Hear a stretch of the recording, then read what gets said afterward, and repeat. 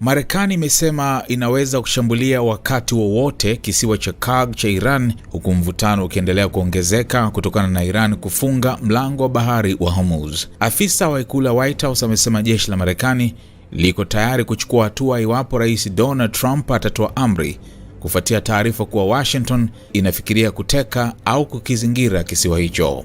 Jeshi la Marekani linaweza kushambulia kisiwa cha Kurg wakati wowote iwapo rais atatoa amri, alisema msemaji msaidizi wa White House Anna Kelly. Ripoti zinaeleza kuwa mpango huo unalenga kuishinikiza Iran kufungua tena mlango wa Hormuz, ambao ni njia muhimu ya usafirishaji wa mafuta duniani. Kufungwa kwa njia hiyo kumesababisha usafirishaji wa kimataifa kuyumba na kuchangia kupanda kwa bei za mafuta duniani. Maafisa wa Marekani wanasema Iran imekuwa ikizuia usafiri wa baharini, jambo lililopelekea Marekani kuchukua hatua za awali, ikiwa ni pamoja na kushambulia meli zinazodaiwa kuweka mabomu baharini. Wakati huo huo, Uingereza imeiruhusu Marekani kutumia vituo vyake vya kijeshi kufanya mashambulizi dhidi ya maeneo ya makombora ya Iran yanayolenga meli katika eneo hilo.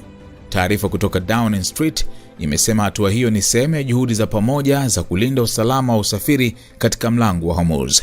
Hata hivyo, hatua hiyo imezua mjadala mkubwa nchini Uingereza, huku baadhi ya wanasiasa wakionya kuwa inaweza kuongeza mvutano zaidi. Katika hatua nyingine, Marekani inapeleka wanajeshi zaidi katika Mashariki ya Kati.